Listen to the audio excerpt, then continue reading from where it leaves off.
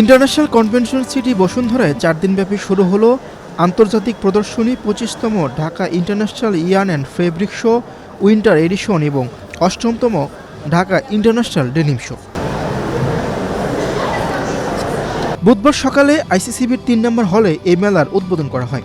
উদ্বোধন অনুষ্ঠানে উপস্থিত ছিলেন বস্ত্র অধিদপ্তর, বস্ত্র ও পাট মন্ত্রণালয়ের মহাপরিচালক ও অতিরিক্ত সচিব আরিফুর রহমান খান, শিল্প মন্ত্রণালয়ের অতিরিক্ত সচিব ফিরোজ উদ্দিন, রপ্তানি উন্নয়ন ব্যুরোর সহসভাপতি ও প্রধান নির্বাহী মোহাম্মদ হাসান আরিফ, বিজিএমইএ এর পরিচালক নাফিসউদ্দৌলা সহ আরও অনেকে।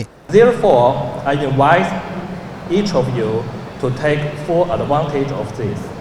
Continue to work together, learn from each other, and build partnership here. Once again, thank you all for being here.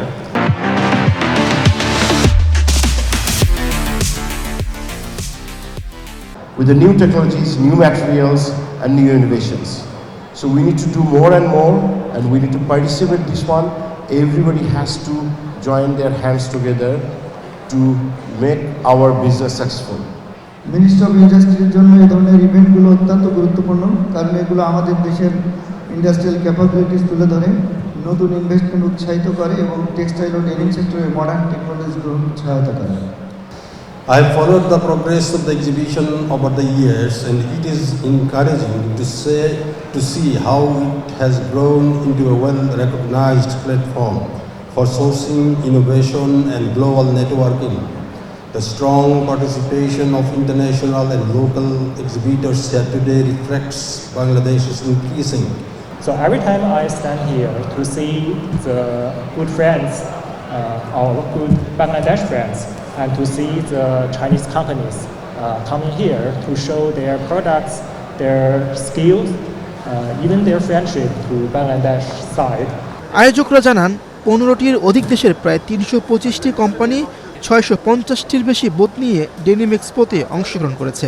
আন্তর্জাতিক ইয়ার্ন অ্যান্ড ফেব্রিক শোতে থাকছে পোশাক শিল্পের সঙ্গে সংশ্লিষ্ট সুতা, ফেব্রিক, ট্রিমস ও আনুষঙ্গিক সরঞ্জাম।